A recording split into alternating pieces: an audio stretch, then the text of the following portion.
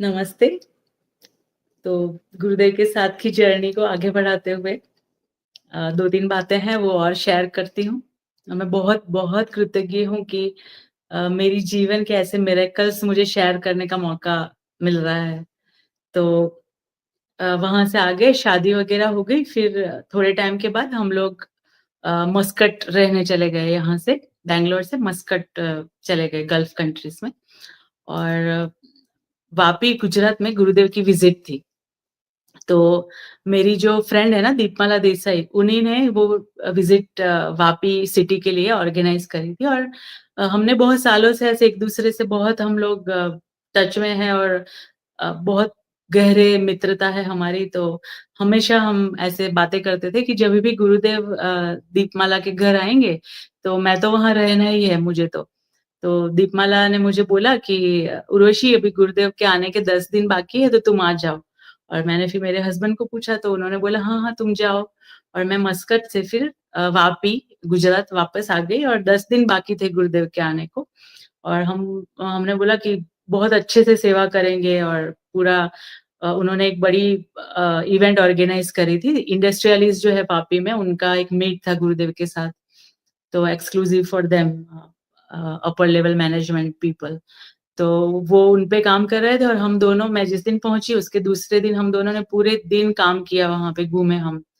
अ, और रात को भी बहुत हम बातें करते-करते लेट सोए और बहुत हैप्पी थे कि गुरुदेव के आने के लिए काम कर रहे हैं करके और 1 बजे अराउंड हम सोए होंगे और मॉर्निंग 3:30 मुझे बहुत ज़ोर से स्टमक में पेन शुरू हुआ, बहुत, बहुत ज़ोर से।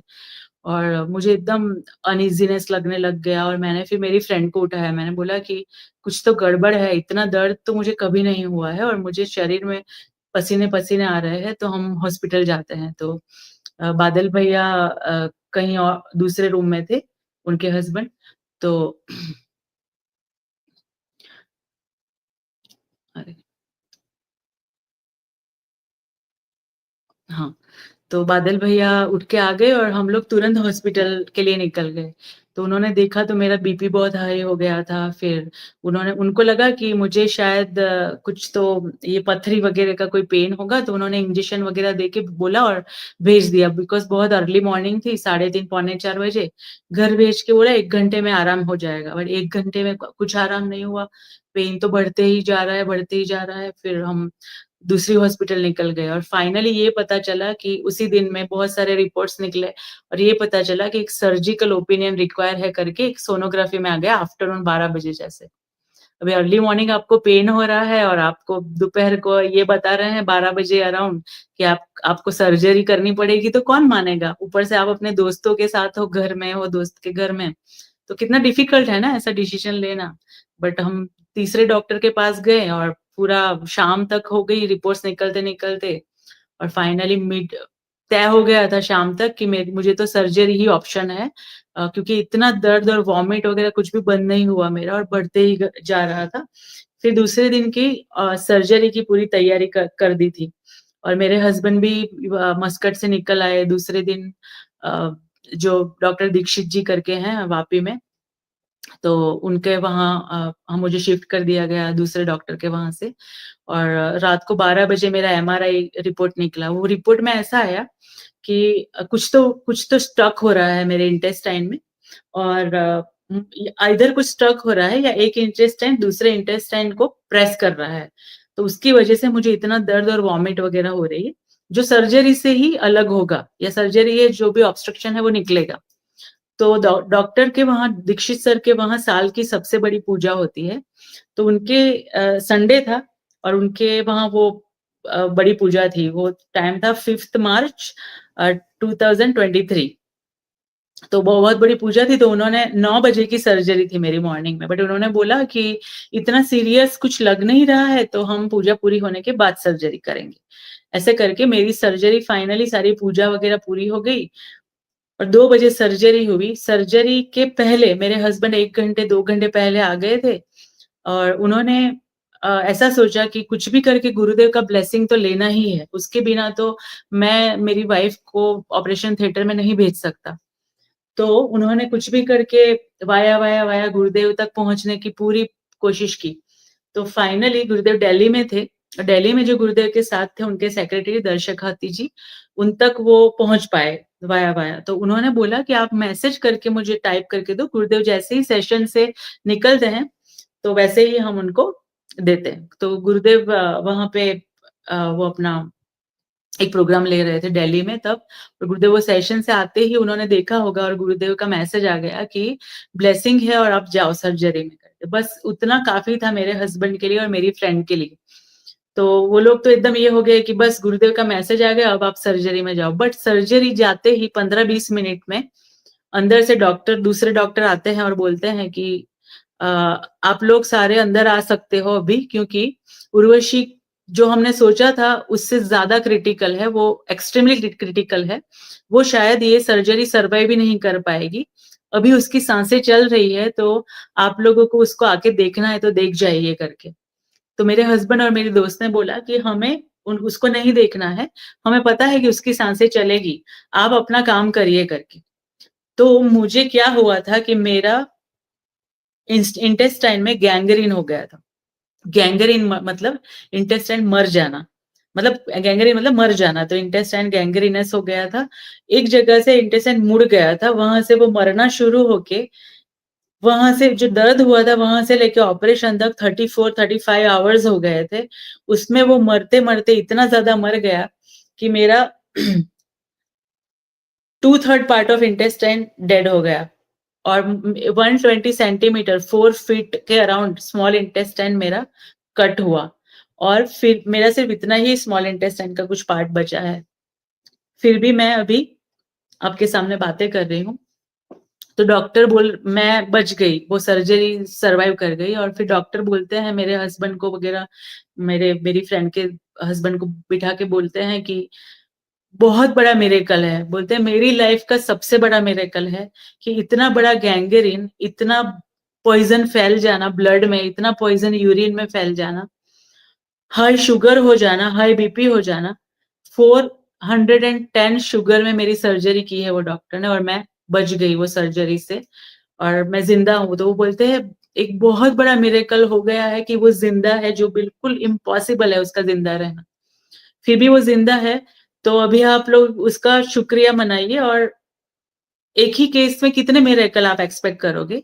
तो आप थोड़ा अपने आप को स्ट्रॉन्ग कर लीजिए, क्योंकि 5वें दिन वापस से ये स्टमक खोल के ना उसको एक टॉयलेट बैग लगानी पड़ेगी उर्वशी को, जो बॉडी के बाहर रहती है, और पूरी लाइफ उसके साथ रहेगी वो बाहर। और आप ये समझ लीजिए कि बिना इंटेस्टाइन के कोई इंसान जी नहीं सकता। तो उसकी लाइफ बहुत ही कम है अभी। और मेरे हस्बैंड को बोला आप मेंटली रेडी हो जाइए कि आपको बार-बार डॉक्टर के पास जाना पड़ेगा। और उर्वशी को अभी यही जीवन रहेगा कि हॉस्पिटल जाओ, आओ। उसको आप लोगों के बीच में नहीं ले जा पाओगे, क्योंकि उसकी इम्यूनिटी खत्म हो जाएगी। क्योंकि बॉडी का जो मेन पार्ट पेट स्टमक का जो खाने में से न्यूट्रिएंट्स सोक करता है, सारी चीज़ें खाने में से सोखता है, वो पार्ट ही नहीं है बॉडी में। तो आगे बॉडी अभी ज़िंदा तो है, बट कब तक रहेगी हमें कोई आइडिया नहीं है, और टॉयलेट बैग तो लगेगी 5वें दिन। फिर भी आप लोग प्रार्थना करो कि क्या पता एक और मिरेकल हो जाए उसकी लाइफ में करके, ऐसे ही उन्होंने बोल दिया। तो मुझे तो पता नहीं है, ये सारी बातें तो बाद में पता चली, बट सब लोग बहुत प्रार्थना कर रहे हैं, बहुत ब्लेसिंग भेज रहे हैं। आर्ट ऑफ लिविंग के सारे ग्रुप में उर्वशी को ब्लेसिंग दो करके चल रहा था। चौथे दिन रात को, 5वें दिन तो ये लगना था, तो चौथे दिन रात को और 5वें दिन अर्ली मॉर्निंग 3:30 बजे, अर्ली मॉर्निंग मैं तो आईसीयू में ही थी, और मुझे तो सारे नड़िया-वड़िया सब पाइप-वाइप लगा के ही रखे थे, और मुझे तो पानी भी नहीं टेस्ट कराया था, क्योंकि वापस स्टमक खोल के ये लगाना था इसलिए। तो 5वें दिन अर्ली मॉर्निंग 3:30 बजे एक एक एनर्जी सी आई मेरे अंदर, और मुझे क्लियरली मैं जाग गई वो एनर्जी के आने से, और पूरे बॉडी में मेरे तरंग-तरंग फैल गए। आप जब सुदर्शन क्रिया करते हैं ना, तो आपके शरीर में एकदम कंपन से शुरू हो जाते हैं। एग्ज़ैक्टली सेम वही अनुभव हुआ मुझे सुबह 3:30 बजे थे, क्योंकि फ़ोन मेरे पास रखती थी मैं ऐसे ही देखने के लिए। तो मैंने देखा कि टाइम तो 3:30 बजे है, और एग्ज़ैक्टली मेरे जहाँ सर्जरी हुई है ना, वहाँ जाके तरंगे ऐसे-ऐसे होने लग गई स्टमक में, और मुझे कोई एनर्जी के थ्रू बताया गया कि तुम्हारा जो इंटेस्टाइन का ट्रैक है, जो डॉक्टर ने जोड़ा है ना, वो चालू कर दिया गया है करके। और मैं इतनी खुशी से भर गई थी, और इतनी मुझे लाइट फ़ील हो रही थी, अंदर से प्रकाश फ़ील हो रहा था। तो मैं वेट कर रही थी, मेरे हस्बैंड दूर बैठे सोए थे रात को 3:30 अर्ली मॉर्निंग, तो सोए थे। तो मैं वेट कर रही थी कि वो उठे तो मैं बताऊँ उनको कि मेरा इंटेस्टाइन चालू कर दिया गया है, ऐसा मैसेज मिला मुझे करके। तो जब नर्स आई कुछ 4 बजे जैसे आई होगी मॉर्निंग, तो मेरे हस्बैंड भी साथ में उठे और मैंने उनको इशारे से बुलाया क्योंकि मेरा पूरा पेट कटा हुआ था।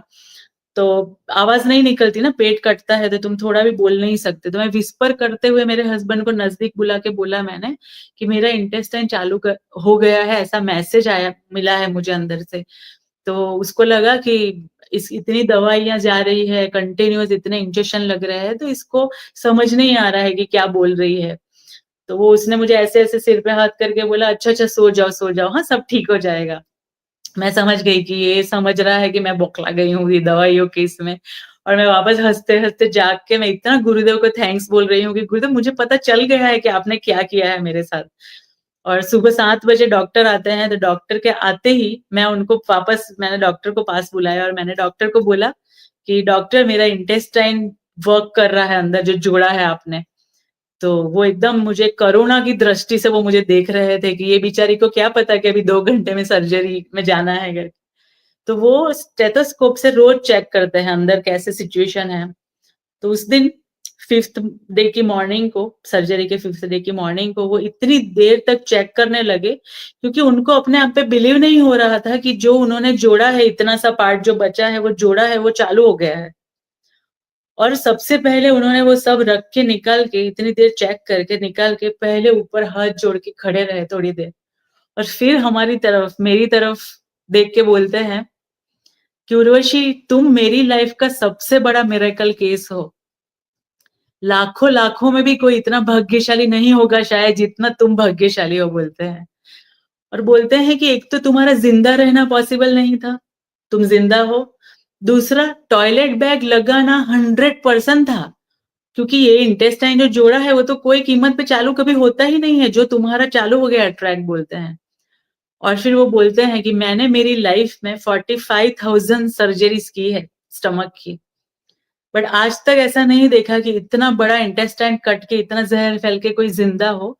तो तुम्हारे सर्जरी के दिन ना मैं पूरी रात सो नहीं पाया और मैंने तुम्हारा केस मेरे मेरे जो डीन है, वो तो बहुत एजेड है, उन्होंने तो लाखों सर्जरियाँ की है। मैंने उनको तुम्हारा केस भेजा पूरा रात के रात बोलते हैं। और उनका मुझे क्या मैसेज आता है कि अगर ये पर्सन ज़िंदा है ना, तो ये प्योर मिरेकल है, क्योंकि 1% भी चांस नहीं है इसके ज़िंदा रहने का। और फिर वो मैं जभी भी अभी गुजरात मैं अभी बैंगलोर ही रहती हूँ। मैं जभी भी गुजरात जाती हूँ, मेरे डॉक्टर को बोलती हूँ, तो वो मुझे मिरेकल केस करके ही बुलाते हैं और मिरेकल लेडी बोलते हैं। वो बोलते हैं कि बिना इंटेस्टाइन के कोई ज़िंदा कैसे रह सकता है, मुझे अभी भी नहीं पता उर्वशी, बट मुझे इतना पता है कि 100% तुम्हारे गुरु की कृपा से तुम बची हो। उन्होंने मुझे वीडियो बना के दिया है इसका, कि ये मेरी लाइफ़ का मिरेकल केस है, जो पॉसिबल ही नहीं है ऐसे किसी का ज़िंदा रहना। और जो-जो उन्होंने प्रिडिक्ट किया था कि इसका इम्यूनिटी खत्म हो जाएगी, ऐसा होगा, वैसा होगा, मैं आपको बता रही हूँ कि मैं एकदम नॉर्मल ज़िंदगी जी रही हूँ और वो आप मुझे देखकर ही समझ जाओगे कि ऐसा कोई अंदाज़ा भी नहीं लगा पाएगा दूर-दूर तक कि मेरा इंटेस्टाइन ही नहीं है। मैं ज़िंदा हूँ एकदम नॉर्मली। तो मैं हर साँस जो है ना मेरी एक-एक साँस वो मिरेक्युलस ब्रेथ है मेरी और मैं हर साँस में वो ग्रेटफुलनेस फ़ील करती हूँ मेरे गुरुदेव के लिए। तब मैंने डॉक्टर को बताया था जब उन्होंने बोला ना तुम लाखों में एक फॉर्च्यूनेट इंसान हो, तब मैंने बोला था कि मेरे गुरु जानते हैं कि मेरी साँसों को कब तक चलाना है। तो उन्होंने बोला कि डेफ़िनेटली मैं ये एग्री करता हूँ बोले थे डॉक्टर। तो इसी के साथ मैं मेरा गुरु स्टोरी का ये जो शेयर करना था मुझे, वो मैं समाप्त करती हूँ और मैं बहुत ग्रेटफुल हूँ, ये जितने भी लोगों तक पहुँचेगा वो मेरा सौभाग्य होगा कि जाने कि गुरु क्या कर सकते हैं। Thank you so much. जय गुरुदेव।